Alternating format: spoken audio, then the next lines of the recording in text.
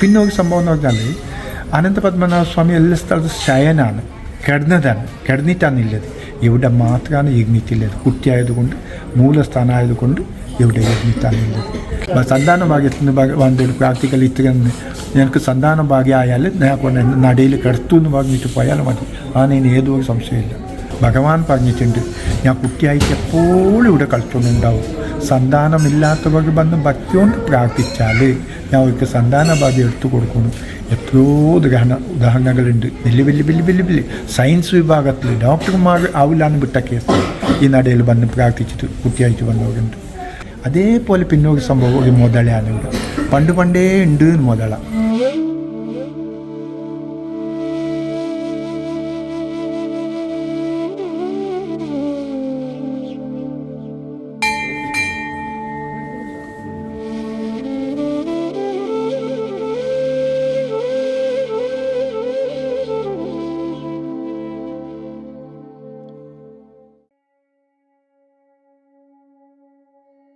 തിരുവനന്തപുരം മുതൽ കാസർഗോഡ് വരെയുള്ള ഈ കൊച്ചു കേരളത്തിൽ പുരാണ കഥകളിൽ പരാമർശിക്കപ്പെടുന്ന ഐതിഹ്യ പ്രാധാന്യമുള്ള നിരവധി പുരാതന ക്ഷേത്രങ്ങളും പ്രദേശങ്ങളും കാണാൻ കഴിയും. നിറഞ്ഞ അത്ഭുതത്തോടെ മാത്രമേ നമുക്കിവയെല്ലാം നോക്കിക്കാണാനാവൂ. കേരളത്തിൻ്റെ വടക്കേ അറ്റത്തായി അങ്ങ് കാസർഗോഡിൻ്റെ ഹൃദയഭാഗത്ത് ഒരു വലിയ തടാകത്തിന് നടുവിലായി പ്രകൃതി സൗന്ദര്യവും ഒപ്പം ഈശ്വര സാന്നിധ്യവും ഒത്തുചേരുന്ന ഒരിടമുണ്ട്, അനന്തപുരം തടാകക്ഷേത്രം. പക്ഷേ ഈ ക്ഷേത്രത്തെ പ്രശസ്തമാക്കുന്നത് ഇവിടുത്തെ മനോഹരമായ വാസ്തുവിദ്യയോ ഐതിഹ്യങ്ങളോ ഒന്നുമല്ല. വർഷങ്ങളായി ലോകത്തെ വിസ്മയിപ്പിക്കുന്ന ചില നിഗൂഢതകളാണ്. സാക്ഷാൽ അനന്തപത്മനാഭസ്വാമിയുടെ മൂലസ്ഥാനമാണിത്. സാധാരണ ക്ഷേത്രങ്ങളിലെ പോലെ ശിലയിലോ ലോഹത്തിലോ തടിയിലോ ഒന്നുമല്ല ഇവിടുത്തെ വിഗ്രഹം നിർമ്മിച്ചിരിക്കുന്നത്. 70ഓളം പ്രകൃതിദത്ത ഔഷധക്കൂട്ടുകൾ ഉപയോഗിച്ച് നിർമ്മിച്ച കടുശർക്കരയോഗമെന്ന പ്രത്യേക മിശ്രിതം കൊണ്ടാണ് ഇവിടുത്തെ വിഗ്രഹം നിർമ്മിച്ചിരിക്കുന്നത്. അതുപോലെ ഏത് വേനലിലും ഇവിടുത്തെ തടാകം വറ്റാറുമില്ല. ഈ തടാകത്തിനടിയിലും ഒരു രഹസ്യമുണ്ട്. വറ്റാത്ത നീരുറവകൾക്കും വന്യമായ പ്രകൃതിക്കും നടുവിൽ നൂറ്റാണ്ടുകളായി ഈ ക്ഷേത്രത്തിന് കാവൽ നിൽക്കുന്ന ഒരു മുതല. ഐതിഹ്യം മാത്രമല്ല, ഈ തടാകത്തിലെ ജീവനുള്ള ഒരു അത്ഭുതം കൂടിയാണ് ബബിയ എന്ന് പേരുള്ള ഈ മുതല. ഒരു മുതല എങ്ങനെ സസ്യഭുക്കാകും എന്ന ചോദ്യത്തിന് ലോകത്തിന് നൽകാൻ കഴിയുന്ന ഏക ഉത്തരവുമാണ് ബബിയ. ക്ഷേത്രത്തിലെ നിവേദ്യച്ചോറും ശർക്കര പായസവും മാത്രമാണ് ബബിയയുടെ ഭക്ഷണം. നാളിതുവരെ ആരെയും അത് ഉപദ്രവിച്ചിട്ടുമില്ല. 1945 ഒരു ബ്രിട്ടീഷ് പട്ടാളക്കാരൻ അന്നത്തെ മുതലയെ വെടിവെച്ചു കൊന്നു. താമസിയാതെ ആ പട്ടാളക്കാരൻ ദുർമരണപ്പെടുകയും പിറ്റേന്ന് തന്നെ മറ്റൊരു മുതല തടാകത്തിൽ പ്രത്യക്ഷപ്പെടുകയും ചെയ്തു. നൂറ്റാണ്ടുകളായി ഈ പതിവും തുടർന്നു പോരുന്നു. ഒരു മുതല മരിച്ചു കഴിഞ്ഞാൽ അടുത്തു തന്നെ മറ്റൊരു മുതല ഈ തടാകത്തിലെത്തിയിരിക്കും. ക്ഷേത്രകുളത്തിൻ്റെ വടക്കുകിഴക്ക് ഭാഗത്തായി ഒരു നിഗൂഢ ഗുഹയുണ്ട്. വില്ലുമംഗലം സ്വാമിയാരും ദിവാകരമുനികളുമായി ബന്ധപ്പെട്ട ഐതിഹ്യങ്ങൾ പ്രകാരം ബാലരൂപത്തിലെത്തിയ ഭഗവാൻ ദിവാകരമുനികളുമായി വഴക്കിട്ട് ഈ ഗുഹയിൽ കൂടി അപ്രത്യക്ഷനായി അത്രേ. ദിവാകരമുനികൾ ആ ദിവ്യബാലനെ പിന്തുടർന്നു പോയ രഹസ്യപാതയാണിത്. ഈ ഗുഹയിലൂടെ അപ്രത്യക്ഷനായ ബാലൻ പിന്നീട് ദിവാകരമുനികൾക്ക് മുൻപിൽ പ്രത്യക്ഷപ്പെട്ടത് അങ്ങ് തിരുവനന്തപുരത്തുള്ള അനന്തൻകാട്ടിലായിരുന്നു. തിരുവനന്തപുരത്തെ ശ്രീ പത്മനാഭസ്വാമിയുടെ ഐതിഹ്യം അവിടെ നിന്നും തുടങ്ങുന്നു. ഭക്തിയും ഐതിഹ്യവും നിഗൂഢതകളുമൊക്കെ ഒളിഞ്ഞിരിക്കുന്ന അനന്തപുരം തടാകക്ഷേത്രത്തിൻ്റെ വിശദമായ വിശേഷങ്ങൾ കൂടിയൊന്ന് നോക്കാം.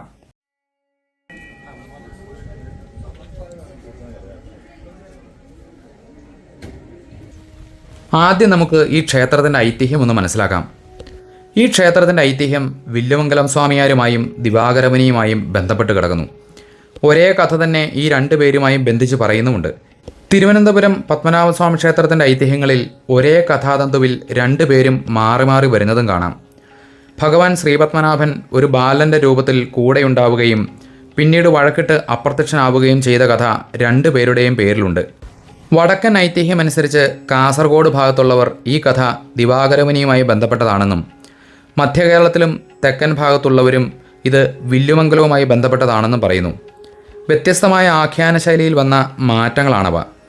മറ്റൊരു പ്രധാന വ്യത്യാസം ദിവാകരമുനി ഒരു തുളു ബ്രാഹ്മണനും വില്ലുമംഗലം പന്നിയൂർ ഗ്രാമക്കാരനായ ഒരു നമ്പൂതിരിയുമാണ് എന്നുള്ളതാണ്. ഇവിടുത്തെ കഥയ്ക്ക് സാധ്യത കൂടുതൽ ദിവാകരമുനിയുമായി ബന്ധപ്പെട്ട കഥയ്ക്കാണ്. കാരണം അദ്ദേഹം ഈ സ്വദേശിയുമാണ്. മാത്രമല്ല ഈ ക്ഷേത്രവുമായി അടുത്ത ബന്ധവുമുണ്ട്. തിരുവനന്തപുരം ശ്രീപത്മനാഭസ്വാമി ക്ഷേത്രത്തിലെ പൂജാരിമാരായി ഇന്നും വരുന്നത് മാധ്വാചാര്യരുടെ പരമ്പരയിൽപ്പെട്ട തുളു ബ്രാഹ്മണരാണ്. നമുക്ക് ദിവാകരമുനികളുമായി ബന്ധപ്പെട്ട ആ ഐതിഹ്യമൊന്ന് നോക്കാം. ദിവാകരമുനികൾ ജനിച്ചത് ഇന്നത്തെ കർണാടകയുടെ തീരപ്രദേശത്തും കേരളത്തിൻ്റെ വടക്കൻ അതിർത്തിയിലുമായി വ്യാപിച്ചു കിടക്കുന്ന തുളു ബ്രാഹ്മണ കുടുംബത്തിലാണെന്നാണ് വിശ്വസിക്കപ്പെടുന്നത്. ഇവർ എമ്പ്രാന്തിരിമാർ എന്നും അറിയപ്പെടുന്നു. ചില ചരിത്രകാരന്മാർ പറയുന്നത് അദ്ദേഹം ശ്രീ മാധ്വാചാര്യരുടെ പരമ്പരയിൽപ്പെട്ട ആളായിരുന്നു എന്നാണ്. കാസർകോട്ടെ ഈ അനന്തപുര തടാകക്ഷേത്രവുമായി അദ്ദേഹത്തിനുള്ള ബന്ധം ഈ തുളു മാധ്വ പശ്ചാത്തലം ശരിവയ്ക്കുന്നു. അദ്ദേഹം ഒരു നൈഷ്ഠിക ബ്രഹ്മചാരിയും ഭഗവാൻ ശ്രീപത്മനാഭനെ ഒരു മകനെപ്പോലെ സ്നേഹിക്കുകയും പരിപാലിക്കുകയും ചെയ്തിരുന്ന ഒരാളുമായിരുന്നു. ഭഗവാന്റെ പരമഭക്തനായ ദിവാകരമുനി ഭഗവാന്റെ പൂജകളെല്ലാം ചെയ്ത് കുറേ കാലം ഇവിടെ ഉണ്ടായിരുന്നു. അനന്തപത്മനാഭസ്വാമി ക്ഷേത്ര നിർമ്മാണത്തിന് മുൻപ് തന്നെ തടാകത്തിൻ്റെ തെക്ക് പടിഞ്ഞാറ് ഭാഗത്തായി ഒരു ഗോശാലകൃഷ്ണൻ്റെ ക്ഷേത്രമുണ്ടായിരുന്നു. അതിപ്പോഴും ചില മാറ്റങ്ങളോടെ ഇവിടെ കാണുകയും ചെയ്യാം. ഇവിടെയായിരുന്നു അദ്ദേഹം ഭഗവാന്റെ ഉപാസനകളുമായി കഴിഞ്ഞിരുന്നത്.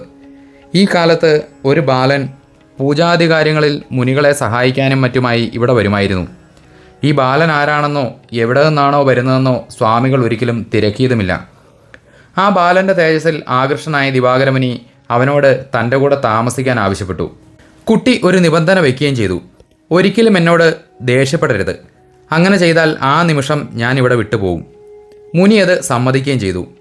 മുനി പൂജയ്ക്കിരിക്കുമ്പോൾ വിഗ്രഹത്തിൻ്റെ ഒപ്പം കയറിയിരിക്കുക, പൂക്കൾ വാരിക്കളയുക, പൂജാസാമഗ്രികൾ തട്ടിമറിക്കുക തുടങ്ങി ഒട്ടേറെ കുസൃതികളും കുട്ടി കാണിക്കുമായിരുന്നു. ഇങ്ങനെ കുറേ കാലം കഴിഞ്ഞു. ഒരു ദിവസം മുനി ധ്യാനനിരതനായി ഇരിക്കുന്ന സമയം ഈ ബാലൻ വല്ലാതെ മുനികളെ ശല്യപ്പെടുത്തി. സഹികെട്ട ദിവാകരമുനി കുസൃതി കാണിക്കാതെ മാറി നിൽക്കൂ എന്ന് ദേഷ്യപ്പെട്ടുകൊണ്ട് തൻ്റെ ഇടത് കൈകൊണ്ട് കുട്ടിയെ തള്ളി മാറ്റി. തള്ളലിൻ്റെ ശക്തിയിൽ ആ ബാലൻ അല്പം ദൂരേക്ക് തെറിച്ചു വീണു. വാക്ക് ലംഘിക്കപ്പെട്ടതോടെ ദുഃഖിതനായ ബാലൻ, ഇനി അങ്ങേക്ക് എന്നെ കാണണമെന്നുണ്ടെങ്കിൽ അങ്ങ് ദൂരെയുള്ള അനന്തൻകാട്ടിലേക്ക് വരണം എന്ന് പറഞ്ഞ് തടാകത്തിൻ്റെ വടക്കുകിഴക്ക് കോണിലുള്ള ഒരു ഗുഹയിലൂടെ പെട്ടെന്ന് അപ്രത്യക്ഷനാവുകയും ചെയ്തു. താൻ ദേഷ്യപ്പെട്ടത് സാക്ഷാൽ ഭഗവാനോടാണെന്ന് തിരിച്ചറിഞ്ഞ മുനി പശ്ചാത്താപത്തോടെ ആ ഗുഹയിലൂടെ ബാലൻ്റെ പിന്നാലെ നടന്നു തുടങ്ങി. ആ ഗുഹാമാർഗം അവസാനിച്ചത് കുറച്ചു ദൂരെ പടിഞ്ഞാറേ കടൽക്കരയിൽ മൊഗ്രാൽ എന്ന പ്രദേശത്തെ നാങ്കുഴി എന്ന ഭാഗത്തായിരുന്നു. അവിടെ മണൽപ്പരപ്പിൽ ഭഗവാന്റേതെന്ന് കരുതപ്പെടുന്ന 2 കാൽപാദങ്ങളുടെ അടയാളങ്ങൾ അദ്ദേഹം കണ്ടു. അവിടെ നിന്നും കടൽ തീരത്തുകൂടി ഭഗവാൻ പറഞ്ഞ അനന്തൻകാട് തേടി തെക്കോട്ട് മുനികൾ നടന്നു തുടങ്ങി. ദീർഘമായ ആ യാത്രക്കിടയിൽ ഒരിടത്ത് വെച്ച് ഒരു സ്ത്രീ തൻ്റെ മകനെ ശാസിക്കുന്നത് ദിവാകരമുനികൾ കാണാനിടയായി. ഇനിയും വഴക്കുണ്ടാക്കിയാൽ ഞാൻ നിന്നെ അനന്തൻകാട്ടിലേക്ക് വലിച്ചെറിയും. ഇത് കേട്ട ദിവാകരമുനി ഈ സ്ത്രീയെയും കൂട്ടി അനന്തൻകാട്ടിലേക്ക് പോയി. അവിടെ ചെന്ന മുനിക്ക് കാണാനായത് ഒരു വലിയ മരച്ചുവട്ടിൽ അനന്തന് മുകളിൽ പള്ളി കൊള്ളുന്ന സാക്ഷാൽ മഹാവിഷ്ണുവിനെയാണ്. ഭഗവാനെ കണ്ടതും താൻ ചെയ്ത തെറ്റോർത്ത് മുനി പശ്ചാത്തപിച്ചു. പെട്ടെന്ന് ആ സമയം ഒരു അശരീരി ഉണ്ടായി അത്രേ. കാലത്തിൻ്റെ നിയോഗമനുസരിച്ച് ഓരോന്ന് നടക്കണം. അതാണ് അവിടെ നടന്നത്. ഇതിൽ നിന്റെ ഭാഗത്ത് തെറ്റൊന്നുമില്ല. പെട്ടെന്ന് തന്നെ അവിടെ നിന്ന് ആ വലിയ വൃക്ഷം കടപുഴകി വീഴുകയും ഭഗവാൻ ശയനാവസ്ഥ വെടിഞ്ഞ് മുനിക്ക് മുൻപിൽ പ്രത്യക്ഷപ്പെടുകയും ചെയ്തു. ഭഗവാന്റെ ശിരസ് അങ്ങ് തിരുവല്ലത്തും പാദങ്ങൾ തൃപ്പാപ്പൂരും ഉരോഭാഗം തിരുവനന്തപുരത്തുമായാണ് കണ്ടത്. ഈ 3 ഈ കഥകളുമായി ബന്ധപ്പെട്ട് ക്ഷേത്രങ്ങളുമുണ്ട്. തൻ്റെ കൈവശമുണ്ടായിരുന്ന യോഗദണ്ഡിൻ്റെ 3 ഇരട്ടി നീളമായി ഭഗവാനെ ദർശിക്കാനാകണമെന്ന മുനിയുടെ പ്രാർത്ഥന സ്വീകരിച്ച ഭഗവാൻ ആ രൂപത്തിൽ തന്നെ ദർശനം നൽകിയത്രേ. മുനി ഭക്ത്യാദരപൂർവ്വം ഭഗവാനെ വന്ദിക്കുകയും പൂജാതി കർമ്മങ്ങൾ ആരംഭിക്കുകയും ചെയ്തു. ഈ കഥ പിന്നീട് അനന്തപത്മനാഭസ്വാമി ക്ഷേത്ര ഐതിഹ്യത്തിലേക്ക് കൂടിച്ചേരുകയാണ്. ഈ കഥ തന്നെയാണ് വില്ലുമംഗലം സ്വാമിയാരുമായി ബന്ധപ്പെടുത്തി അല്പവ്യത്യാസത്തോടെ നമ്മൾ പറഞ്ഞു കേൾക്കുന്നത്. ഈ 2 മഹത് വ്യക്തിത്വങ്ങളും തിരുവനന്തപുരം പത്മനാഭസ്വാമി ക്ഷേത്രത്തിൻ്റെ ഐതിഹ്യത്തിൽ അലിഞ്ഞു ചേർന്നിരിക്കുന്നു. ഇന്നും ഭഗവാനെ പൂജിക്കാനുള്ള അവസരം എമ്പ്രാന്തിരിമാരെന്നറിയപ്പെടുന്ന തുളു ബ്രാഹ്മണർക്കാണ്. അത് ദിവാകരമുനിയുമായി ബന്ധപ്പെട്ട വടക്കൻ ഐതിഹ്യങ്ങൾ പ്രകാരമാണ്. വില്ലുമംഗലം സ്വാമിയാരുടെ കുടുംബം തൃശ്ശൂർ വടക്കുംനാഥ ക്ഷേത്രവുമായി അടുത്ത ബന്ധമുള്ളവരായിരുന്നു. തൃശ്ശൂർ നടുവിൽ മഠത്തിലെ ഒരു സന്യാസിയായാണ് അദ്ദേഹം പിന്നീട് മാറിയത്. ഇന്നും തൃശ്ശൂർ നടുവിൽ മഠത്തിലെ സ്വാമിയാർമാർക്കാണ് പത്മനാഭസ്വാമി ക്ഷേത്രത്തിൽ പുഷ്പാഞ്ജലി നടത്താനുള്ള അവകാശമുള്ളത്. അവർ പുഷ്പാഞ്ജലി സ്വാമിയാർ എന്നാണ് അറിയപ്പെടുന്നതും. വില്ലുമംഗലവുമായി ബന്ധപ്പെട്ട ഐതിഹ്യങ്ങൾ പ്രകാരമാണത്. ഈ ഒരു ഐതിഹ്യമാണ് കാസർകോട്ടെ അനന്തപുരം തിരുവനന്തപുരം പത്മനാഭസ്വാമി ക്ഷേത്രത്തിൻ്റെ മൂലസ്ഥാനമാണ് എന്ന വിശ്വാസത്തിന് പുറകിലുള്ളത്. ഈ അമ്പലത്തിൻ്റെ ഐതിഹ്യം എന്ന് പറഞ്ഞാൽ 3000 വർഷം മുൻപേ ബില്വമംഗല സ്വാമി ഇവിടെ തപസ്സിരുന്നു. മഹാവിഷ്ണുവിനെ പ്രത്യക്ഷപ്പെടുത്തി അമ്പലം വന്നു പ്രതിഷ്ഠ ചെയ്തു. അങ്ങനെ ഭഗവാനെ പ്രതിഷ്ഠാപന ചെയ്തു. വൈകുണ്ഠം പോലെ വെള്ളം വേണമെന്ന് തപോശക്തിയിൽ ഉണ്ടാക്കിയ വെള്ളമാണിത്. ഇപ്പോൾ ലോകത്തിൽ എവിടെ വെള്ളം ഇല്ലാതായിപ്പോയാലും ഇത് വെള്ളം ഇല്ലാതാവില്ല. എന്ത് മഴ പെയ്താലും അമ്പലത്തിൻ്റെ മുകളിലേക്കും കയറത്തില്ല. അങ്ങനെ ഭഗവാനെ പ്രതിഷ്ഠാപന ചെയ്തു. ഈ പ്രതിഷ്ഠാപന ഉണ്ടല്ലോ, ഇത് ശിലയല്ല, ലോഹമല്ല, കെമിക്കൽസ് ഇല്ല, കടുശക്കര യോഗത്തിൻ്റെ പ്രതിഷ്ഠാപനമാണ്. തിരുവനന്തപുരത്തെ പത്മനാഭന്തവും കടുശക്കര യോഗമാണ്. ഇത് കടുശക്കര യോഗമാണ്. ഭഗവാന്റെ ദേഹത്ത് 1008 സാലിഗ്രാമം വെച്ചിട്ട് 108 വക ആയുർവേദിക് മെഡിസിൻ കൊണ്ടുവന്നിട്ട് കുത്തിപ്പൊടിച്ചിട്ട് ലേപനം ചെയ്തിട്ട് ഉണ്ടാക്കിയ വിദ്യയാണ് കടുശക്കര യോഗ എന്ന് പറയുന്നത്. തിരുവനന്തപുരത്തെ പത്മനാഭൻ്റെ ദേഹത്ത് 1008 സാലിഗ്രാമാണ്. അതിൻ്റെ മുകളിൽ സ്വർണം പൂശിയിട്ട് അതിൻ്റെ മുകളിലാണ് കടുശക്കര യോഗത്തിൻ്റെ പ്രതിഷ്ഠാപനം. അങ്ങനെ ബില്വമംഗലം ഇവിടെ പ്രതിഷ്ഠാപന ചെയ്തു. പൂജ ചെയ്തുകൊണ്ടുണ്ടാകും. പൂജ ചെയ്യുന്ന സമയത്ത് ഭഗവാൻ ചെറിയ ബാലൻ്റെ രൂപത്ത് വന്ന് ബില്വമംഗലത്തിന് ഇവിടെ സഹായിച്ചുകൊണ്ടും ശല്യം ചെയ്തുകൊണ്ടും കളിച്ചുകൊണ്ടൊക്കെ ഉണ്ടാകും. അങ്ങനെ കുറച്ച് കാലം കഴിയുമ്പോൾ ബില്വമംഗലത്തിന് ലേശ അഹങ്കാരം വന്നു. മനുഷ്യനല്ലേ, ഞാൻ ഭഗവാനെ ഇവിടെ പ്രത്യക്ഷപ്പെടുത്തിയ ആൾ, പ്രതിഷ്ഠ ചെയ്ത ആളെന്ന്. ഇത് അറിഞ്ഞിട്ട് കുട്ടിയുടെ രൂപത്തിൽ ഭഗവാൻ എന്ത് ചെയ്തു എന്ന് പറഞ്ഞാൽ, ഇവന്ന് ലേശം പാഠം പഠിപ്പിക്കണം, ഇല്ലെങ്കിൽ നാളെ ഇതീ ഭൂലോകന്നെ ഞാൻ സൃഷ്ടിയാക്കിയതാണെന്ന് പറഞ്ഞു. മനുഷ്യനല്ലേ എന്ന് പറഞ്ഞു. ബില്വമംഗലം പൂജ ചെയ്യുന്ന സമയത്ത് കിണ്ടിയിൽ തീർത്ഥം വെച്ചിട്ടുണ്ടായിരുന്നു ശ്രീകോവിലുള്ളിൽ. അതിന് പോയി മൂത്രം ഒഴിച്ചു കുട്ടിയുടെ രൂപത്തിലെ ഭഗവാൻ. ഇങ്ങനെ ബില്വമംഗലത്തെ പരീക്ഷിക്കാൻ വേണ്ടി. അപ്പോൾ ബില്വമംഗലത്തിന് ദ്വേഷം വന്നു. നീ എല്ലാം അശുദ്ധി ചെയ്യുന്നുണ്ടല്ലോ, നീ ഒന്ന് അങ്ങോട്ട് മാറി നിൽക്കുന്ന. ഇടത്തെ വലത്തെ കയ്യിൽ പൂജ ചെയ്തുകൊണ്ടുണ്ടായിരുന്നു. ഇടത്തെ പൊങ്കയോണ്ട് തട്ടി മാറ്റിയ സ്ഥലമാണ് ഇത്. അപ്പോൾ ഭഗവാന് ദ്വേഷം വന്നു. നീ എന്നെ പൊങ്കയോണ്ട് തള്ളിയല്ലോ, നീ എന്നെ കാണണമെങ്കിൽ ലേശം കഷ്ടപ്പെട്ട് വന്ന് അനന്തങ്കാടിൽ വന്നിട്ട് കണ്ടോ നോക്കിയിട്ട് പോയ വയ്യുണ്ട് ഇവിടെ. ഈ ഗേറ്റ് വെച്ച് ഗുഹ അതിലെ കൂടി പോയതെന്നാണ് ഭഗവാൻ. പോകുമ്പോൾ പോയി വാക്ക് പറഞ്ഞിട്ടുണ്ട് ഭഗവാൻ. ഞാൻ കുട്ടിയായിട്ട് എപ്പോഴും ഇവിടെ കളിച്ചുകൊണ്ടുണ്ടാവും. വന്ന ഭക്തന്മാർ ഭക്തി കൊണ്ട് എന്ത് ചോദിച്ചാലും ഞാൻ അവരുടെ മനസ്സിൻ്റെ ഇഷ്ടാർത്ഥം ഞാൻ സാധിച്ചു കൊടുക്കും. പിന്നെ ഏറ്റവും വലിയ ഇവിടുത്തെ സാന്നിധ്യ സ്വാമി സന്താന ഭാഗ്യത്തിനാണ്. ഭഗവാൻ പറഞ്ഞിട്ടുണ്ട്, ഞാൻ കുട്ടിയായിട്ട് എപ്പോഴും ഇവിടെ കളിച്ചുകൊണ്ടുണ്ടാവും. സന്താനമില്ലാത്തവർ വന്ന് ഭക്തിയോണ്ട് പ്രാർത്ഥിച്ചാൽ ഞാൻ അവർക്ക് സന്താന ഭാഗ്യം എടുത്തു കൊടുക്കുന്നു. എത്രയോ ഉദാഹരണങ്ങളുണ്ട്. വലിയ സയൻസ് വിഭാഗത്തിൽ ഡോക്ടർമാർ ആവില്ലാന്ന് വിട്ട കേസ് ഈ നടയിൽ വന്ന് പ്രാർത്ഥിച്ചിട്ട് കുട്ടിയായിട്ട് വന്നവരുണ്ട്. അപ്പോഴാണ് ബില്വമംഗലത്തിന് ജ്ഞാനോദയമായി അഹങ്കാരമൊക്കെ പോയി. ഇവിടെ അനന്തങ്കാട് നിന്ന് അന്വേഷിച്ചുകൊണ്ട് പോയി. ഇവിടുന്ന് തെക്കോട്ടാണ് പോയത്. പോകുമ്പോൾ ചില അമ്പലങ്ങൾ പ്രതിഷ്ഠ ചെയ്തു. മീൻകുളം, ഗുരുവായൂർ, ചോട്ടാണിക്കര, ചേർത്തല ഇങ്ങനെ ചെയ്തുകൊണ്ട് പോയി. ലാസ്റ്റ് പോയി നോക്കുമ്പോൾ തിരുവനന്തപുരത്ത് അനന്തങ്കാട്ടിൽ ഭഗവാൻ ശയനം കിടന്നിട്ടുണ്ട് ഭഗവാൻ. അങ്ങനെ അവിടെ പ്രതിഷ്ഠ ചെയ്തു. അങ്ങനെ ആദ്യ സ്ഥലമാണ് ഇവിടെ. അപ്പോൾ ഇത് നമ്മൾ കേരള സ്റ്റേറ്റാണ്, ലാസ്റ്റ് ജില്ലയാണ്. കേരള സ്റ്റേറ്റിൽ വെച്ചിട്ട് അനന്തപത്മനാഭൻ നാമധേയം വലിയ അമ്പലം രണ്ടേ അമ്പലമാണ്. 1-ാം ജില്ല തെക്കൻ ജില്ല തിരുവനന്തപുരം, 14-ാമത്തെ ജില്ല വടക്കൻ ജില്ല, ലാസ്റ്റ് ജില്ല കാസർഗോഡ്. ഇതിൽ അങ്ങോട്ട് പോയാൽ കർണാടക സ്റ്റേറ്റ്, തിരുവനന്തപുരത്തിന് അങ്ങോട്ട് പോയാൽ തമിഴ്നാട്. അപ്പോൾ ആ അറ്റത്തും ഈ അറ്റത്താണ്. പിന്നെ ഒരു സംഭവം എന്ന് പറഞ്ഞാൽ അനന്തപത്മനാഭ സ്വാമി എല്ലാ സ്ഥലത്തും ശയനാണ്, കിടന്നിട്ടാണില്ലത്. ഇവിടെ മാത്രമാണ് ഇരുന്നിട്ടുള്ളത്. കുട്ടിയായതുകൊണ്ട് മൂലസ്ഥാനമായതുകൊണ്ട് ഇവിടെ ഇരുന്നിട്ടാണുള്ളത്. അങ്ങനെയില്ലേ ഭഗവാനാണ്.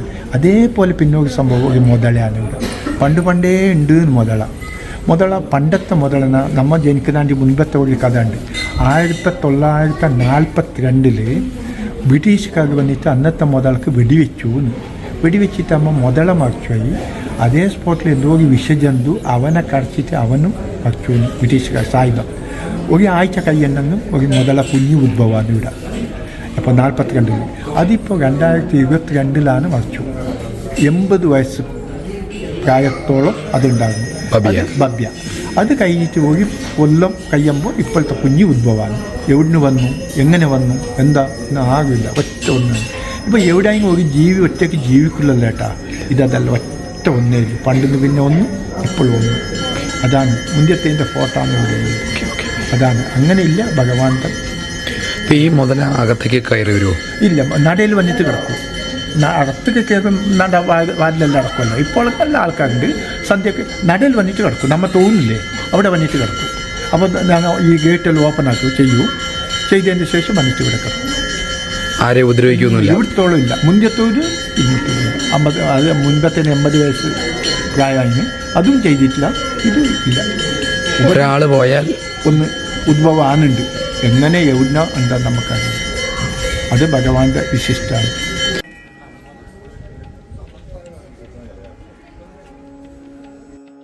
കേരളത്തിൻ്റെ ഉത്തരഭാഗത്താണ് സപ്തഭാഷാ സംഗമഭൂമി എന്നറിയപ്പെടുന്ന കാസർഗോഡ് ജില്ല. അതുകൊണ്ട് തന്നെ ആചാരാനുഷ്ഠാനങ്ങൾ, ആരാധനാശൈലി, സാംസ്കാരിക വൈവിധ്യം എന്നിവയിൽ കാസർഗോഡ് ജില്ലയ്ക്ക് ഒരുപാട് വ്യത്യസ്തതകളുമുണ്ട്.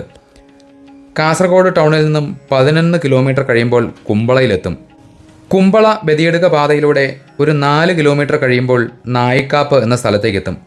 അവിടെ നിന്നും 1 കിലോമീറ്റർ തെക്കോട്ട് സഞ്ചരിച്ചാൽ നമുക്ക് അനന്തപുരം ക്ഷേത്രത്തിലേക്കെത്താം. ഇതൊരു ചെറിയ മലമ്പ്രദേശമാണ്.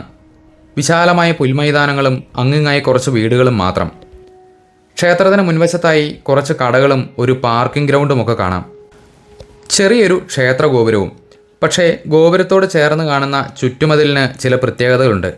ഏതാണ്ട് 3 മീറ്ററോളം ഉയരത്തിൽ പഴയകാലത്തെ സർപ്പക്കെട്ട് ശൈലിയിൽ ചുവന്ന കല്ലുകൾ കൊണ്ട് നിർമ്മിച്ച വിശേഷപ്പെട്ട മതിലുകളാണിവ. കേരളത്തിലെ അപൂർവം ക്ഷേത്രങ്ങളിൽ മാത്രമേ ഇത്തരം പുരാതന ശൈലിയിലുള്ള മതിലുകൾ കണ്ടുവരാറുള്ളൂ. ഇത്തരത്തിലുള്ള നിർമ്മാണ ശൈലി ഒരു കാലത്ത് മഹാക്ഷേത്രങ്ങളുടെ ഒരു അടയാളം തന്നെയായിരുന്നു. ഏതു തരത്തിലുള്ള മതിലുകളിലും ഇഴജന്തുക്കൾക്ക് കയറാൻ കഴിയും. എന്നാൽ ഇത്തരത്തിൽ സർപ്പക്കെട്ടാകൃതിയുള്ള മതിലുകളിൽ സർപ്പങ്ങൾക്ക് കയറാൻ കഴിയുകയില്ല എന്നാണ് പറയുന്നത്. മതിൽക്കെട്ടിനുള്ളിലേക്ക് പ്രവേശിക്കുമ്പോഴാണ് ഇത്രയും വിശാലമായ ഒരു സ്ഥലമാണിതെന്ന് നമുക്ക് മനസ്സിലാവുക. പക്ഷേ ഇവിടെ നിന്ന് നോക്കിയാലും ക്ഷേത്രം കാണാൻ കഴിയില്ല. തടാകമധ്യത്തിലായതുകൊണ്ട് തന്നെ ക്ഷേത്രം നന്നായി താഴ്ന്ന ഒരു ഭാഗത്താണ്. പടിക്കെട്ടുകൾ ഇറങ്ങിച്ചെല്ലുന്നത് വലിയ ബലിക്കലിന് മുൻപിലേക്കാണ്. ഇവിടെ ബലിക്കൽപുരയില്ല. ക്ഷേത്രത്തിൻ്റെ നിർമ്മാണ ശൈലി തന്നെ ഒരു പ്രത്യേകതയാണ്. വലിയമ്പലം കടന്ന് അകത്തേക്ക് ചെല്ലുമ്പോൾ തെക്കുവടക്കായി ഒരു നീണ്ട ഇടനാഴിയുണ്ട്. ഏതാണ്ട് 2 ഏക്കറോളം വിശാലമായ തടാകം, ചുറ്റിനും കറുത്ത പാറക്കെട്ടുകൾ കൊണ്ടുള്ള പ്രകൃതിദത്തമായ കെട്ടുകളും. ഈ വലിയ തടാകത്തിന് മധ്യത്തിലാണ് ക്ഷേത്രം നിർമ്മിച്ചിരിക്കുന്നത്. വലിയമ്പലത്തെയും നമസ്കാര മണ്ഡപത്തെയും ബന്ധിപ്പിച്ച് ഒരു ചെറിയ പാലമുണ്ട്. അതിലൂടെയാണ് ശ്രീകോവിലിന് മുൻപിലേക്ക് ചെല്ലേണ്ടത്. ശ്രീകോവിലിന് മുൻപിലായി ഒരു മണ്ഡപവും കാണാം. മിനുസമേറിയതും മനോഹരവുമായ 4 കൽത്തൂണുകളിൽ താങ്ങി നിർത്തിയിരിക്കുകയാണ് മണ്ഡപത്തിൻ്റെ മേൽക്കൂര. മണ്ഡപത്തിൻ്റെ മുകളിലായി ധാരാളം ദാരുശില്പങ്ങളും എണ്ണഛായ ചിത്രങ്ങളുമൊക്കെ കാണാം. അകത്തേക്കുള്ള ചിത്രീകരണം സാധ്യമല്ലാത്തതിനാൽ അവയൊന്നും കാണിക്കാനും നിവൃത്തിയില്ല. എങ്കിലും ഇവിടുത്തെ കാഴ്ചകളൊന്ന് പറഞ്ഞു പോവാം.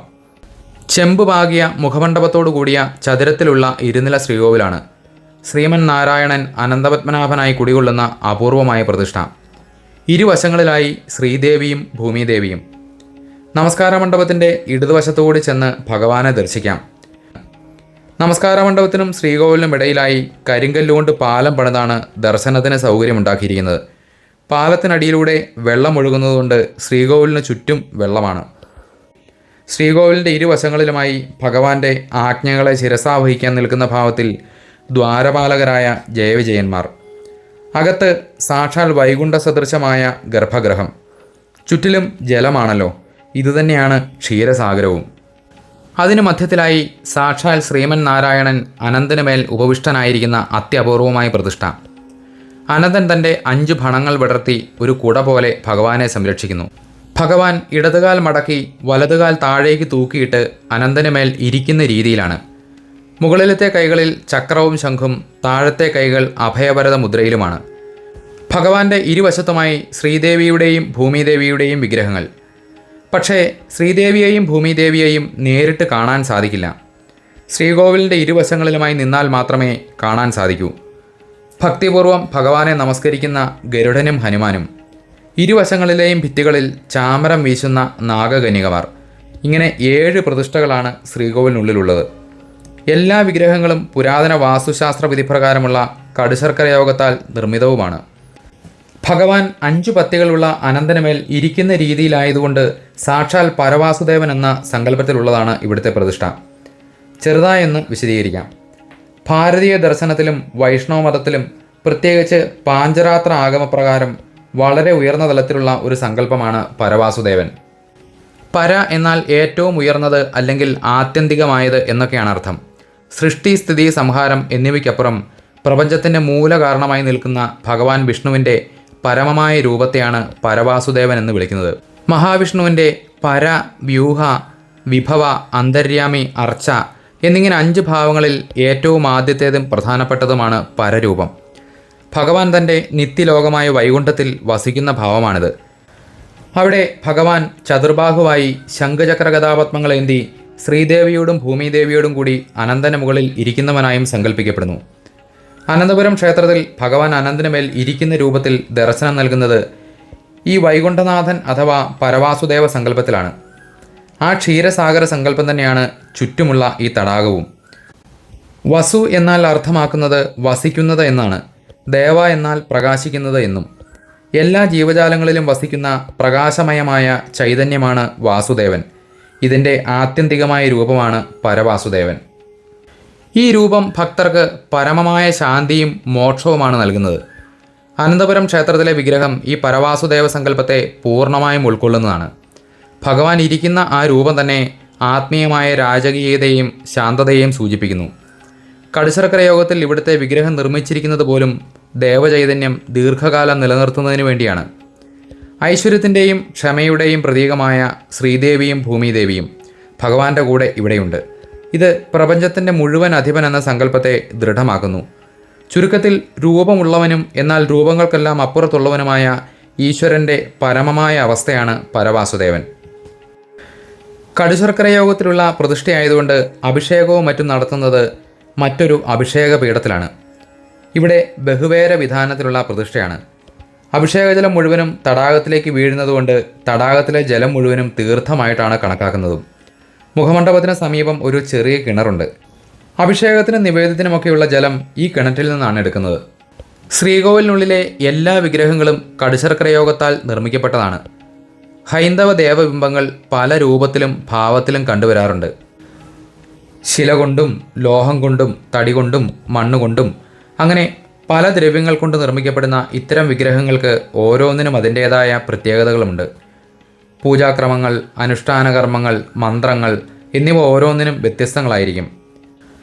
ലോഹം, ശില, മണ്ണ്, തടി മുതലായ ദ്രവ്യങ്ങൾ കൊണ്ടുണ്ടാക്കിയ വിഗ്രഹങ്ങളാണ് നമ്മൾ കൂടുതലും കണ്ടുവരാറുള്ളത്. ഭാരതീയ ശില്പകലയിൽ പ്രത്യേകിച്ച് കേരളീയ താന്ത്രിക വിധിപ്രകാരം വിഗ്രഹങ്ങൾ നിർമ്മിക്കാൻ ഉപയോഗിക്കുന്ന അതീവ സങ്കീർണവും വിശിഷ്ടവുമായ ഒരു മിശ്രിതമാണ് കടുശർക്കര യോഗം. ശിലയോ ലോഹമോ ഉപയോഗിക്കാതെ ഔഷധക്കൂട്ടുകൾ കൊണ്ടാണ് ഇത്തരം വിഗ്രഹങ്ങൾ നിർമ്മിക്കുന്നത്. ഈ വിഗ്രഹത്തിൻ്റെ പേരിൽ ശർക്കര എന്നുണ്ടെങ്കിലും നാം സാധാരണ കഴിക്കുന്ന ശർക്കരയുമായി ഇതിന് ബന്ധമൊന്നുമില്ല. ഇതിൻ്റെ കടുപ്പമേറിയതും ശർക്കര പാകം പോലെ ഒട്ടിച്ചേർന്നിരിക്കുന്നതുമായ സ്വഭാവം കൊണ്ടാണ് ഇതിന് ഈ പേര് വന്നത്. ശരിയായ രീതിയിൽ നിർമ്മിച്ചാൽ നൂറ്റാണ്ടുകളോളം ഈ വിഗ്രഹങ്ങൾ നിലനിൽക്കുകയും ചെയ്യും. അതിൻ്റെ രീതി ഒന്ന് ചുരുക്കി മനസ്സിലാക്കാം. വിശദമായ കാര്യങ്ങൾ മറ്റൊരു വീഡിയോയിൽ പറയാം. ബിംബാരാധനയ്ക്കായി എടുക്കുന്നതിന് 8 വിധം വിഗ്രഹങ്ങളെപ്പറ്റി പറയുന്നുണ്ട്. അതിൻ്റെ ഒരു ശ്ലോകം ഇങ്ങനെയാണ്: ശൈലീ ദാരുമയീ ലൗഹി ലേപ്യാ ലേഖ്യാച സൈകതി മനോമയീ മണീമയീ ച പ്രതിമാഷ്ടവിധാസ്മൃത. ശില, മരം, ലോഹം, മണൽ, രത്നം എന്നിവ കൊണ്ടെല്ലാം വിഗ്രഹങ്ങൾ നിർമ്മിക്കാം. അതുപോലെ ചായക്കൂട്ടുകൾ ഉപയോഗിച്ച് വരച്ച ചിത്രമായും കടുശർക്കരാതി ലേപനം കൊണ്ടും വിഗ്രഹങ്ങൾ ഉണ്ടാക്കാം. കൂടാതെ മനസ്സിൽ സങ്കല്പമായ ഒന്നിനെ ചേർത്തും ഉണ്ടാക്കാം. ഇങ്ങനെ വിഗ്രഹങ്ങൾ 8 വിധമാണ്. കടുശർക്കരയോഗം അനുസരിച്ചുള്ള വിഗ്രഹ നിർമ്മാണ രീതിയിൽ വിഗ്രഹത്തെ ജീവനുള്ള ഒരു മനുഷ്യ ശരീരമായി സങ്കല്പിക്കുന്നു. എല്ലാ ശരീരഭാഗങ്ങളും സാങ്കേതികമായി നിർമ്മിച്ച് അവയ്ക്ക് പൂർണ്ണരൂപം കൊടുക്കുക എന്നതാണ് ഇതിൻ്റെ ആശയം. ജീവനുള്ള ശരീരം കർമ്മനിരതമാവണമെങ്കിൽ എല്ലാ അംഗങ്ങളും ശരിയായി ആരോഗ്യപൂർണ്ണമാവേണ്ടതുണ്ട്. ആരോഗ്യപൂർണ്ണമായ മനുഷ്യ ശരീരമാണെന്ന ഭാവത്തോടെയാണ് ശില്പികൾ ഇതിനെ കാണുന്നത്. ശിരസ്, ശരീരം, കൈകാലുകൾ തുടങ്ങിയ ബാഹ്യാംഗങ്ങൾ മാത്രം ഉണ്ടെങ്കിൽ ഈ പൂർണ്ണത സാധ്യമല്ല. ശരീരത്തിൻ്റെ അന്തർഭാഗത്തുള്ള അസ്ഥിപഞ്ജരം, നാഡികൾ, മാംസം തുടങ്ങിയവയൊക്കെ കൂടാതെ ആഭരണങ്ങൾ പോലും ഇതിൽ വരും. ഏകദേശം 64 ആയുർവേദ ഔഷധികൾ ഉൾപ്പെടെ 108ഓളം ദ്രവ്യങ്ങൾ ഉപയോഗിച്ചാണ് ഈ വിഗ്രഹ നിർമ്മാണം പൂർത്തിയാക്കേണ്ടത്. 64 സസ്യജന്യ പ്രാണിജന്യ ഔഷധികളും ബാക്കിയുള്ളവ മണ്ണുകളും ലോഹങ്ങളും തുടങ്ങി നിർമ്മാണകാര്യത്തിന് ഉപയോഗിക്കുന്ന വസ്തുക്കളുമാണ്. ആദ്യപടി വിഗ്രഹത്തിൻ്റെ നട്ടെല്ലായി കണക്കാക്കാവുന്ന ശൂലപ്രതിഷ്ഠയാണ്. ഇതിന് കരിങ്ങാലി, ദേവദാരു, ചന്ദനം തുടങ്ങിയ കാതലുള്ള മരങ്ങളാണ് ഉപയോഗിക്കുന്നത്. ചകിരിനാരുകൾ പിരിച്ചെടുത്ത് ഈ വിഗ്രഹത്തിൻ്റെ നാഭിയിൽ നിന്ന് തുടങ്ങി ദേഹത്തിൻ്റെ എല്ലാ ഭാഗത്തും ചുറ്റി ശിരസിൽ അവസാനിപ്പിക്കണം. ഇത് മനുഷ്യ ശരീരത്തിലെ നാഡീവ്യൂഹങ്ങളെയാണ് സൂചിപ്പിക്കുന്നത്. നാരുകളാൽ ചുറ്റപ്പെട്ട ശൂലത്തിന് മാംസസങ്കല്പത്തിനായി പശിമയുള്ള പല ദ്രവ്യങ്ങൾ ചേർത്ത് ലേപനം ചെയ്യും. അവസാനം പലവിധ മിശ്രിതങ്ങൾ ചേർന്ന കടുശർക്കര ഉപയോഗിച്ച് വിഗ്രഹത്തിന് പൂർണ്ണ രൂപം നൽകുന്നു.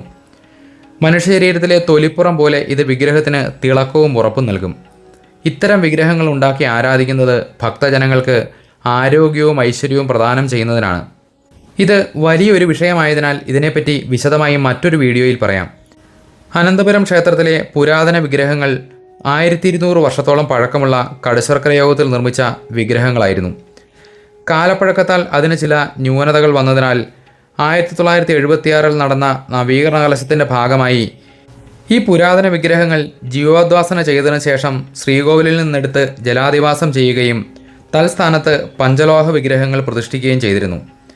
പിന്നീട് ഇടക്കാലത്ത് നടത്തിയ ദേവപ്രശ്നത്തിൽ ആ വിഗ്രഹമാറ്റം പ്രധാന ദോഷമായി കാണുകയും പണ്ടുകാലത്തുണ്ടായിരുന്ന കടുശർക്കര യോഗത്തിൽ തന്നെ 7 വിഗ്രഹങ്ങളും നിർമ്മിക്കണമെന്നും പ്രശ്നത്തിൽ കണ്ടു. ഈ ഒരു പ്രശ്നഗതി ക്ഷേത്രമധികൃതരെയും ഭക്തജനങ്ങളെയുമൊക്കെ വലിയൊരു ആശങ്കയിലാക്കി. തിരുവനന്തപുരം ശ്രീപത്മനാഭസ്വാമി ക്ഷേത്രം പോലെ വിരലിൽ എണ്ണാവുന്ന ചില ക്ഷേത്രങ്ങളിൽ മാത്രമേ ഇതുപോലെ കടുശർക്കര യോഗത്തിലുള്ള പ്രതിഷ്ഠകളുള്ളൂ. ഇത് നിർമ്മിക്കുന്ന ശില്പികളെക്കുറിച്ചോ വേണ്ട ദ്രവ്യങ്ങളെക്കുറിച്ചോ അറിയാതെ ഭക്തജനങ്ങൾ വിഷമത്തിലായി. അങ്ങനെ പ്രശസ്ത വാസ്തുവിദ്യാ വിദഗ്ധനും തന്ത്രിയുമായ വേഴപ്പറമ്പ് പരമേശ്വരൻ നമ്പൂതിരിയെ സമീപിക്കുകയും അങ്ങനെ അദ്ദേഹത്തിൻ്റെ ഉപദേശപ്രകാരം പ്രസിദ്ധ ശില്പിയായ കോട്ടയം ജില്ലയിലെ ബ്രഹ്മമംഗലത്തുള്ള സുബ്രഹ്മണ്യനാചാര്യയുടെ അടുത്തെത്തി. അങ്ങനെ പരമേശ്വരൻ നമ്പൂതിരിയുടെ താന്ത്രികമായ മേൽനോട്ടത്തിലും സുബ്രഹ്മണ്യനാചാര്യയുടെയും മകൻ കൈലാസൻ്റെയും ശില്പചാതുരിയിലും വിഗ്രഹ നിർമ്മാണം ആരംഭിച്ചു. അങ്ങനെ വർഷങ്ങളെടുത്ത് ഒരു കഠിന തപസ്യ പോലെ തന്നെയാണ് ഇവിടുത്തെ വിഗ്രഹ നിർമ്മാണം പൂർത്തിയാക്കിയത്. ഈ നിർമ്മാണ കാലയളവിൽ ഒരുപാട് ബുദ്ധിമുട്ടുകളുണ്ടായെങ്കിലും അവയെല്ലാം തരണം ചെയ്ത് 2001 വിഗ്രഹപ്രതിഷ്ഠ നടക്കുകയും ചെയ്തു. നിന്നു പോകുമെന്ന് പലതവണ കരുതിയപ്പോഴും പല ദ്രവ്യങ്ങൾ ലഭിക്കാതെ വന്നപ്പോഴും ഭഗവാന്റെ അത്ഭുതകരമായ ഇടപെടൽ മൂലം അതെല്ലാം സമയാസമയങ്ങളിൽ ലഭിച്ചുകൊണ്ടുമിരുന്നു. ഒരു ഉദാഹരണം പറയുകയാണെങ്കിൽ വിഗ്രഹ നിർമ്മാണത്തിലെ ഏറ്റവും വലിയ തടസ്സം ശുദ്ധമായ കസ്തൂരി ലഭിക്കാത്തതായിരുന്നു. ഔഷധശാലകളിൽ പോലും മായം ചേർത്ത കസ്തൂരിയാണ് ലഭിച്ചിരുന്നത്. അങ്ങനെ എന്ത് വേണമെന്നറിയാതെ കുറച്ച് നാളുകൾ തന്നെ കടന്നുപോയി. ഒരു ദിവസം അത്ഭുതകരമായി നേപ്പാളിലെ പശുപതിനാഥ ക്ഷേത്രത്തിലെ പ്രധാന പൂജാരി അനന്തപുരത്ത് ദർശനത്തിനായി എത്തിച്ചേർന്നു.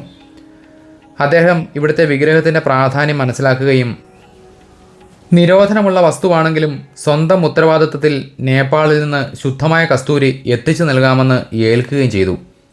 ലക്ഷങ്ങൾ വരുമെങ്കിലും അതിൻ്റെ വില വാങ്ങാൻ പോലും അദ്ദേഹം തയ്യാറായില്ല. പറഞ്ഞതുപോലെ തന്നെ 1 മാസത്തിനകം ക്ഷേത്രത്തിൽ കസ്തൂരി എത്തിച്ചു നൽകുകയും ചെയ്തു. വിഗ്രഹ നിർമ്മാണം പൂർത്തിയാക്കാൻ ഈ ദൈവദൂതൻ്റെ ഇടപെടൽ നിർണായകമാവുകയും ചെയ്തു.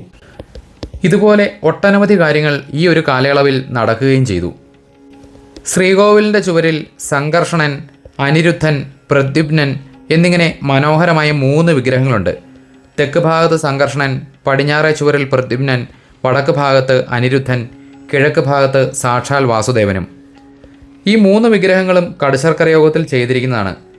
കൂടാതെ ശ്രീകോവിലിൻ്റെ പുറത്തുള്ള ചുവരിൽ അജന്ത എല്ലോറ ഗുഹാചിത്രങ്ങളെ അനുസ്മരിപ്പിക്കും വിധം ഉഗ്ര നരസിംഹം, നടരാജൻ, അനന്തപത്മനാഭൻ, മഹാകാളി, സൂര്യദേവൻ എന്നീ ചിത്രങ്ങളും പ്രാദേശിക ഉത്സവാഘോഷങ്ങളുടെ ചില ചിത്രങ്ങളുമൊക്കെ കാണാം. ഇവയെല്ലാം നൂറ്റാണ്ടുകൾക്ക് മുൻപ് പ്രകൃതിദത്ത വർണ്ണങ്ങൾ ഉപയോഗിച്ച് വരച്ചിട്ടുള്ളതുമാണ്. ഇടയ്ക്ക് കുമ്മായം അടർന്നു വീണ ഭാഗങ്ങൾ പുരാവസ്തു ഗവേഷകരുടെ സഹായത്തോടെ പുതുക്കി നിർമ്മിക്കുകയും ചെയ്തു. പക്ഷേ ഈ ഭാഗങ്ങളൊന്നും വീഡിയോയിൽ കാണിക്കാൻ നിവൃത്തിയില്ല. ശ്രീകോവിലിന് ചുറ്റും മരത്തിൻ്റെ അഴികളാണ്. ഇവിടെ ശ്രീകോവിലിന് ചുറ്റും ഹ്രസ്വപ്രദക്ഷിണം എന്ന വ്യവസ്ഥയാണുള്ളത്. ക്ഷേത്രം മുഴുവനായി പ്രദക്ഷിണം ചെയ്യണമെങ്കിൽ തടാകം മുഴുവനും ചുറ്റി വരികയും വേണം. ഇനി നമുക്ക് തടാകത്തിന് ചുറ്റുമായി ഒന്ന് പ്രദക്ഷിണം വെച്ച് വരാം. ക്ഷേത്രത്തിൻ്റെ വടക്ക് കിഴക്കേ കോണിലായി വേദാവതി ദേവിയുടെ ഒരു പ്രതിഷ്ഠയുണ്ട്. ഈ ഒരു ദേവിയെപ്പറ്റി അധികമാർക്കും അറിവുണ്ട് എന്ന് തോന്നുന്നില്ല. ത്രേതായുഗത്തിൽ സീതാദേവി തൻ്റെ മുജ്ജന്മ പുണ്യം കൊണ്ട് വിവാഹം ചെയ്തത് സാക്ഷാൽ ശ്രീരാമദേവനെയായിരുന്നല്ലോ. സീതാദേവിയുടെ കഴിഞ്ഞ ജന്മമാണ് വേദാവതി എന്ന ദേവി. ഒരു കഥ കൂടി കേൾക്കാം. കുശധ്വജൻ എന്ന മുനിയുടെ പുത്രിയാണ് വേദാവതി. ഭഗവാൻ വിഷ്ണുവിനെ ഭർത്താവായി ലഭിക്കുന്നതിനായി വേദാവതി കഠിന തപസ് ചെയ്തു. തപസ്സു ചെയ്യുന്ന വേദാവതിയെ കണ്ട രാവണൻ അവളുടെ സൗന്ദര്യത്തിൽ ആകർഷനായി അപമാനിക്കാൻ ശ്രമിച്ചു. കോപിഷ്ഠിയായ വേദാവതി തൻ്റെ ശരീരത്തെ അഗ്നിയിൽ ഹോമിച്ചു. മരിക്കുന്നതിന് മുൻപ് രാവണൻ ഒരു ശാപവും നൽകിയിരുന്നു. നിന്നെയും നിന്റെ വംശത്തെയും നശിപ്പിക്കാൻ ഞാൻ വീണ്ടും ജനിക്കും. ഇതേ വേദാവതി തന്നെയാണ് പിന്നീട് ജനക മഹാരാജാവിന് ലഭിച്ച സീതയായി ജനിച്ചതും രാവണൻ്റെ നാശത്തിന് കാരണമായതെന്നും വിശ്വസിക്കപ്പെടുന്നു. തന്നെ ഭർത്താവായി ലഭിക്കാൻ കഠിന തപസ്സനുഷ്ഠിച്ച് മരിച്ച വേദാവതിക്ക് ഭഗവാൻ തൻ്റെ കൺമുൻപിൽ തന്നെ ഇവിടെ ഒരു സ്ഥാനവും കൽപ്പിച്ചിരിക്കുന്നു. ക്ഷേത്രത്തിൻ്റെ തെക്ക് ഭാഗത്തായി മഹിഷാസുരമർദിനിയുടെ ഒരു ചെറിയ ക്ഷേത്രമുണ്ട്. ഒരു ശ്രീകോവിലും മണ്ഡപവും ചുറ്റുമതിലും ഒരു നടപ്പന്തലുമാണ് ഇവിടെയുള്ളത്. ഇവിടെ നിന്നും താഴേക്ക് ഇറങ്ങിയാൽ അവിടെ പുരാതനമായ ഒരു വനശാസ്താവിൻ്റെ പ്രതിഷ്ഠയുണ്ട്. ഈ ഒരു സ്ഥലചൈതന്യമാണിത്. വലിയമ്പലത്തോടു കൂടിയ ഒരു മതിൽക്കെട്ടിനുള്ളിലായി ഒരു വൃക്ഷച്ചുവട്ടിലാണ് ശാസ്താവിനെ പ്രതിഷ്ഠിച്ചിരിക്കുന്നത്.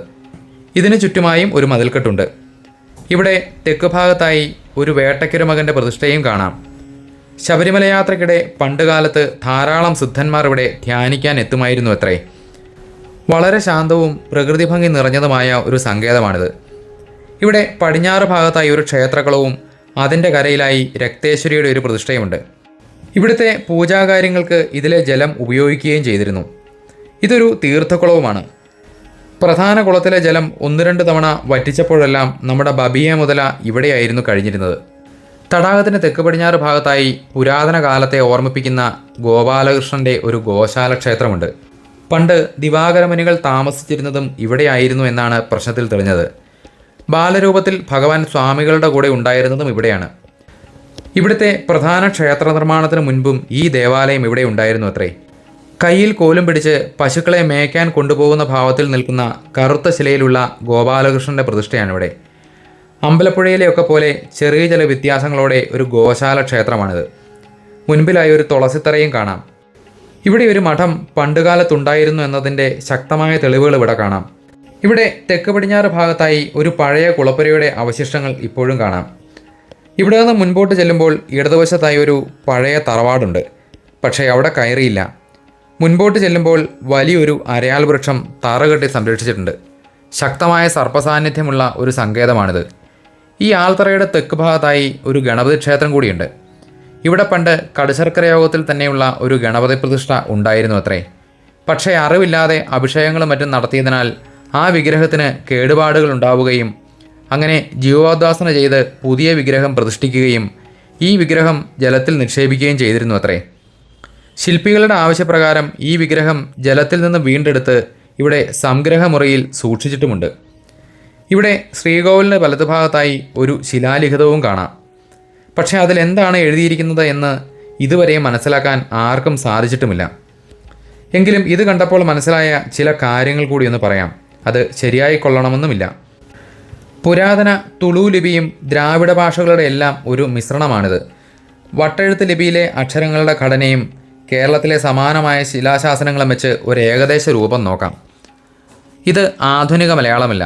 ഏതാണ്ട് 700-800 വർഷം പഴക്കമുള്ള, അതായത് 13-14 നൂറ്റാണ്ടിൽ എഴുതി വെച്ച തമിഴ് കലർന്ന പഴയ മലയാളമാണ്. വട്ടെഴുത്തിൽ ത, ന, റ തുടങ്ങിയ അക്ഷരങ്ങൾ ഏതാണ്ട് ഒരുപോലെ ഇരിക്കും.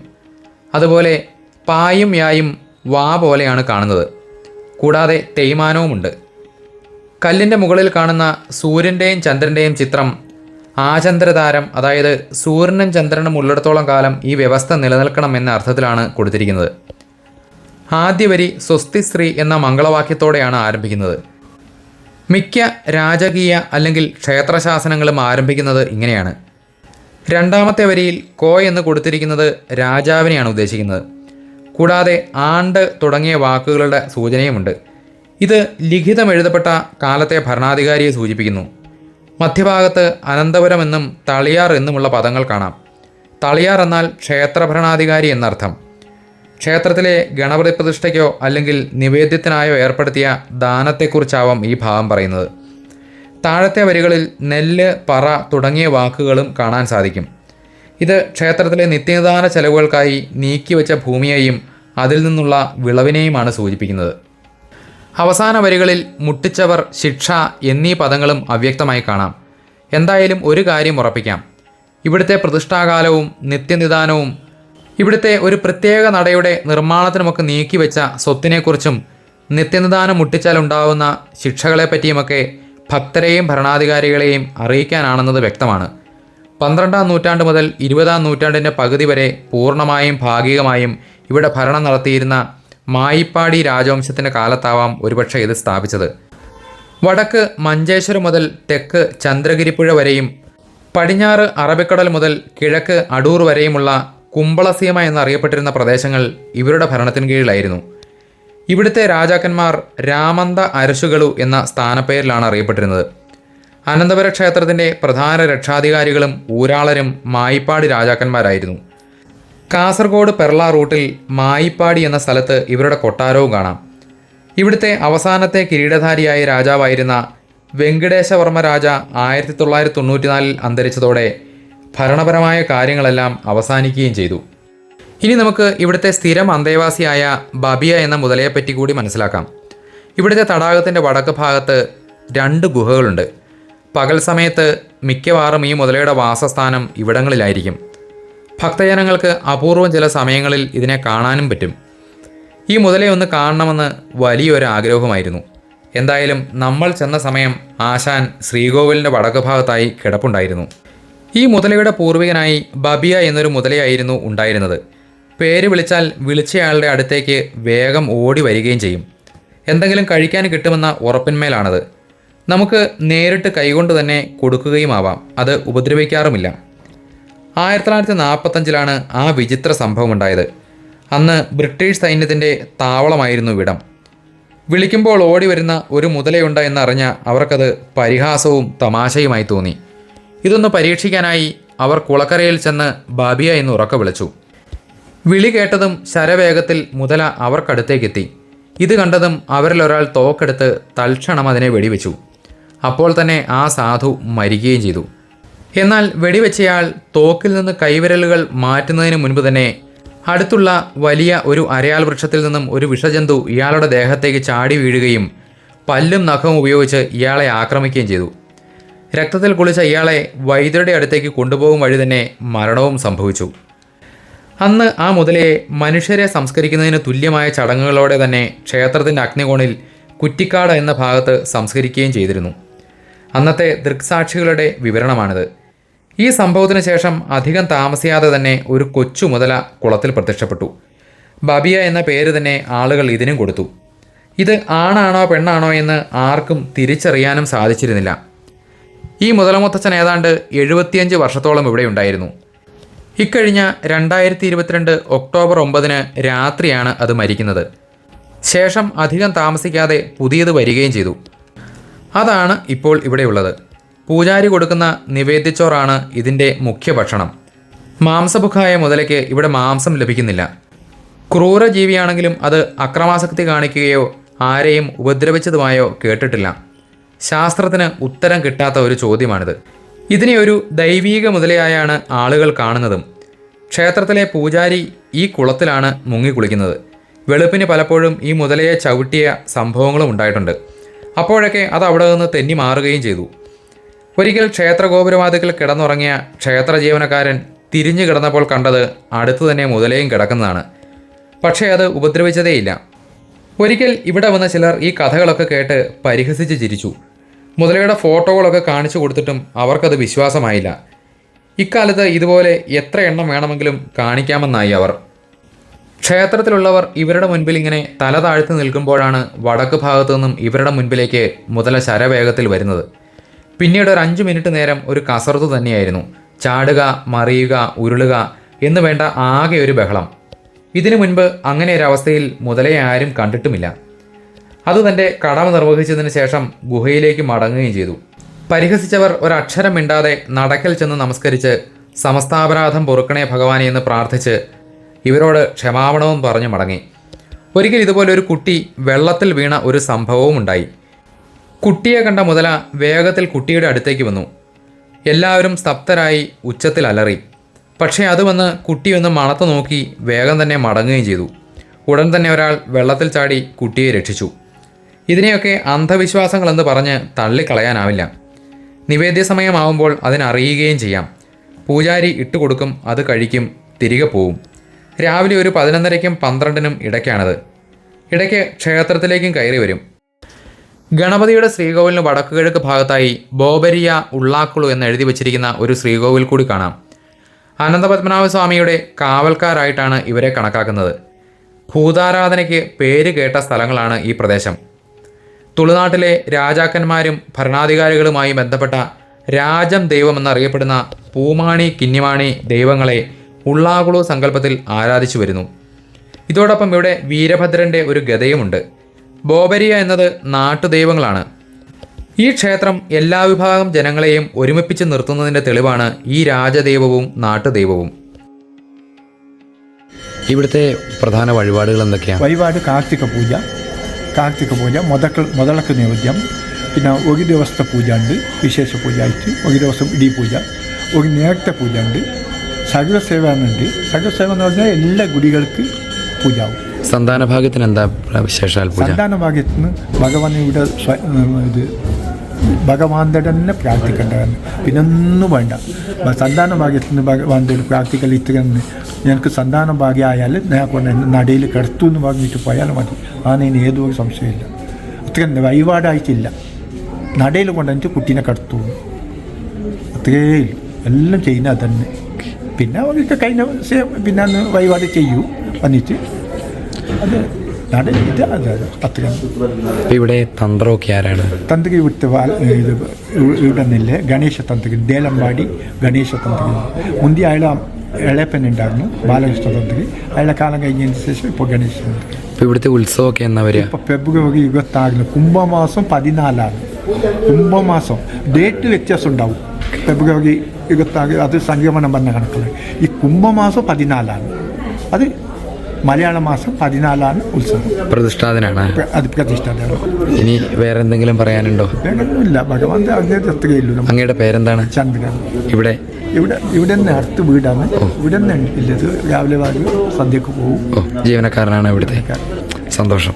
സന്തോഷം. നിങ്ങളും എവിടെ പോയി? ഞങ്ങൾ വൈക്കത്തുനിന്നാണ്. വേറൊരു വഴിക്ക് പോയിട്ട് വരുന്ന വഴിയായിരുന്നു. സന്തോഷം. നിത്യവും രാവിലെ 5:30 മുതൽ 12:30 വരെയും വൈകുന്നേരം 5:30 മുതൽ 7:30 വരെയുമാണ് ദർശന സമയം. വാതരോഗങ്ങൾ മാറാൻ ഇവിടെ ദർശനം നടത്തി വഴിപാടുകൾ ചെയ്താൽ മതി എന്നൊരു വിശ്വാസവുമുണ്ട്. പിന്നെ മുതലയ്ക്കുള്ള നിവേദ്യവും പ്രധാന വഴിപാടാണ്. സാധാരണ വിഷ്ണു ക്ഷേത്രങ്ങളിൽ കണ്ടുവരുന്ന എല്ലാ വഴിപാടുകളും ഇവിടെ ചെയ്യുകയും ആവാം. ഈ ക്ഷേത്രത്തെപ്പറ്റി മനസ്സിലാക്കാൻ കഴിഞ്ഞിട്ടുള്ള പ്രധാന വിവരങ്ങൾ ഇവയൊക്കെയാണ്. ഇനി ഇവിടുത്തെ കളിശർക്കര വിധാനത്തെപ്പറ്റിയും അതുണ്ടാക്കിയ ശില്പിയെപ്പറ്റിയുമൊക്കെ അടുത്തൊരു അധ്യായത്തിൽ പറയാം.